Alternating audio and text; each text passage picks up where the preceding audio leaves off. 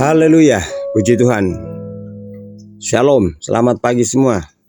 Saudara-saudara sidang jemaat yang dikasihi Tuhan dan diberkati Tuhan dimanapun saudara berada pada pagi hari ini.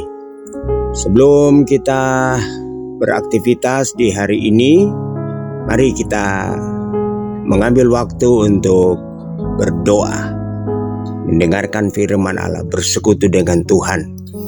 Kita jumpa lagi dalam doa pagi dari GPD Budi Mulia. Mari kita berdoa. Tuhan Yesus, Tuhan dan Juru Selamat kami, Allah kami yang hidup, Allah kami yang luar biasa, yang selalu mengasihi kami dan tidak pernah meninggalkan kami. Dari hari ke hari sampai saat ini kami boleh ada lagi sebagaimana kami ada.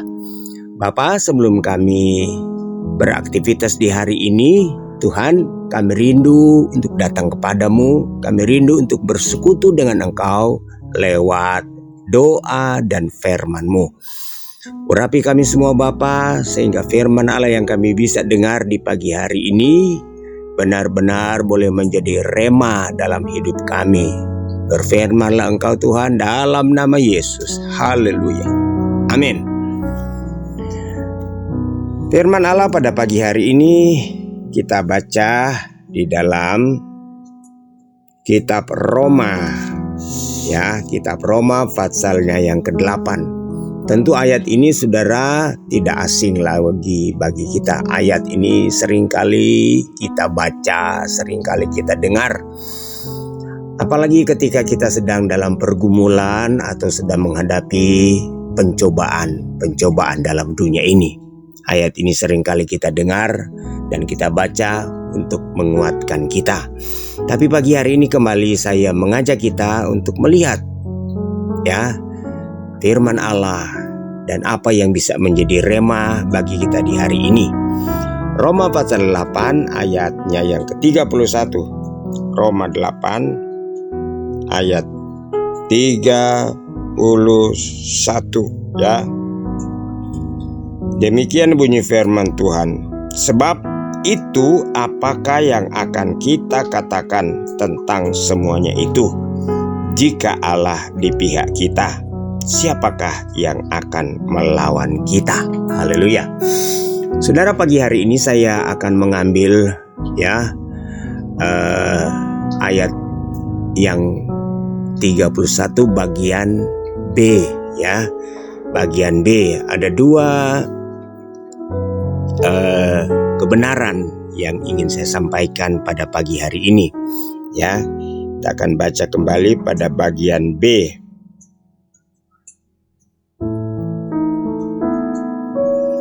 Jika Allah di pihak kita, yang pertama, ya, saya akan bahas yaitu jika Allah di pihak kita. Saudara, ketika kita hidup dalam dunia ini, dalam kehidupan kita sehari-hari, ya, tidak jarang saudara-saudara kita juga berharap kepada seseorang, ya. Kita, saudara-saudara, seringkali ketika kita menghadapi kesulitan, ya, dalam hidup ini, baik di rumah, di jalan, ya, kita selalu mencari orang-orang yang punya pengaruh, ya, orang-orang yang memiliki kekuasaan, orang-orang yang memiliki otoritas, ya, di negeri ini, ya. Kita mencari aparat, ya, dan lain sebagainya, sebagai mungkin orang yang bisa membantu kita dalam kesulitan, ya. Itu namanya koneksi, ya. Nah, saudara-saudara, ketika kita punya orang-orang yang kuat, orang-orang yang berkuasa, ya, kita seringkali minta tolong kalau kita ada kesulitan, ya. Tetapi tidak jarang kita juga kecewa karena orang-orang yang kita harapkan itu tidak bisa berbuat banyak untuk menolong kita. Tetapi firman Allah pada pagi hari ini ada bagian yang kita baca tadi, jika Allah di pihak kita, siapakah yang lawan kita? Saudara, bukan berarti ketika Allah di pihak kita, kemudian kita bebas dari kesulitan, kemudian kita bebas dari pencobaan, kemudian kita bebas dari masalah. Tidak. Nah, tetapi saudara-saudara, pagi hari ini yang saya ingin tekankan, sampai di mana kita meyakini bahwa Allah di pihak kita. Tentu ketika kita mengakui seseorang, ya, kita minta tolong pada seseorang ketika kita dalam kesulitan, kita harus tahu persis seberapa dalam hubungan kita dengan dia, seberapa dekat hubungan kita dengan dia, ya, seberapa akrab hubungan kita dengan dia. Demikian juga saudara-saudara, kalau kita mengklaim bahwa kita di pihak Allah, apa dasar kita? Ya, apa alasan kita? Tentu kita harus punya dasar, punya alasan ketika Allah di pihak kita. Nah, ini yang saya ingin tekankan. Saudara, kita harus yakin, ya. Yang pertama, bahwa kita telah ditebus oleh Yesus. Kita telah ditebus oleh Yesus. Yang kedua, kita telah dibenarkan oleh darah Yesus. Oleh iman kita kepada Yesus, kita telah dibenarkan. Itu harus kita yakin. Itu dasar kita kalau kita mengakui bahwa kita di pihak Allah. Yang ketiga, saudara-saudara, kita harus yakin bahwa kita telah dipilih oleh Tuhan. Seperti dalam Yohanes pasalnya yang ke-15 kan ya. Di situ ada ayatnya ya. Yohanes 15 dikatakan ayatnya yang ke-16.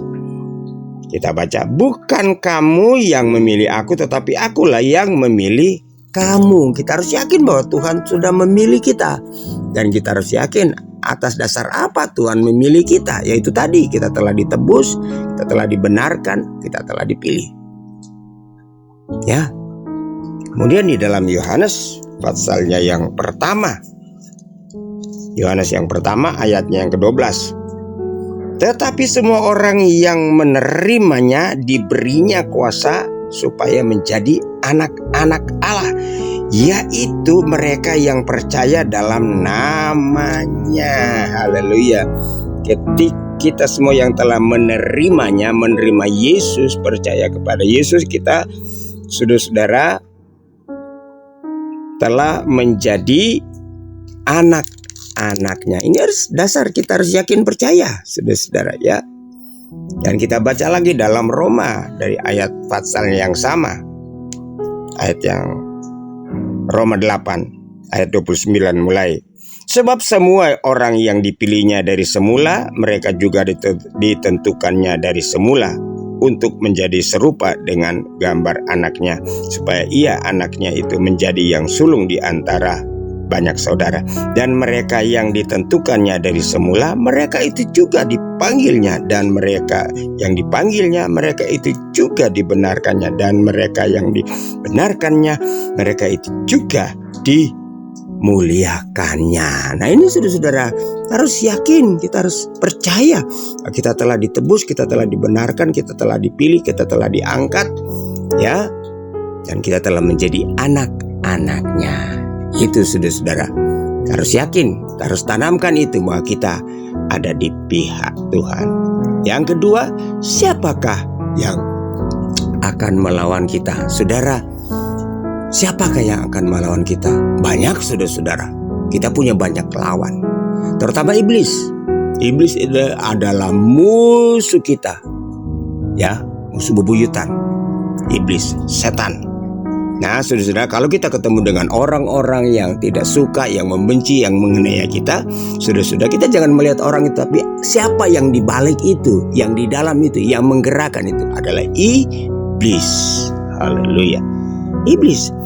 Yesus katakan di dalam Yohanes pasalnya yang ke-16, ya, Yohanes 16 ayat 1.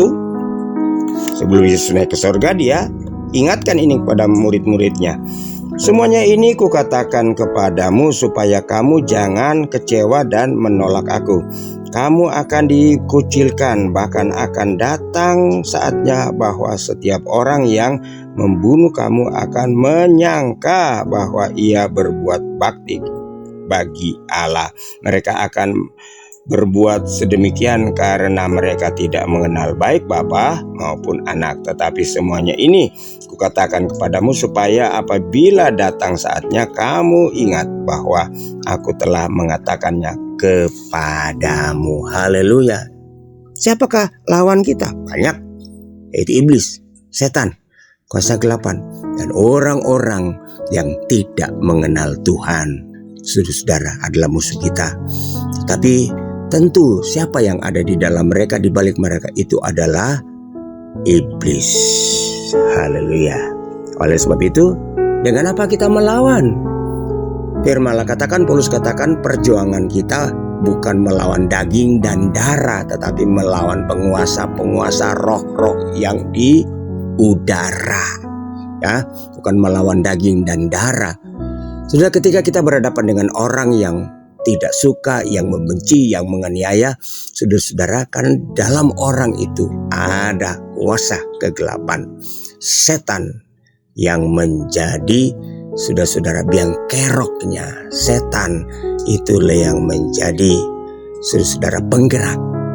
Haleluya. Kita harus lawan dengan apa? Firman Allah katakan, tentu kita lawan dengan apa? Doa. Kita lawan dengan firman Allah. Saudara, iblis hanya bisa dilawan dengan firman Allah. Kita lawan dengan doa.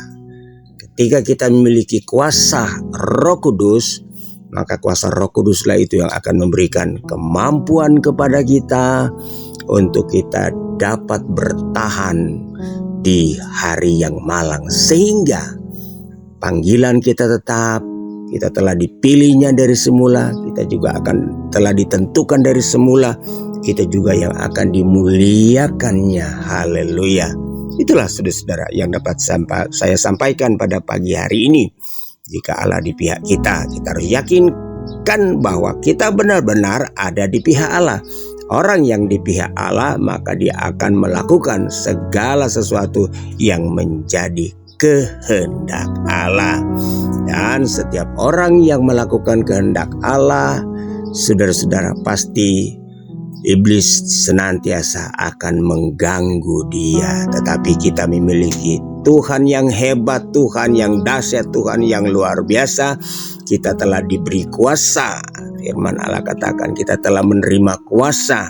Dan kalau kuasa itu turun, datang atas kita, kita akan menginjak ular, kita akan menginjak kalajengking, kita diracuni, tidak akan mempan. Haleluya.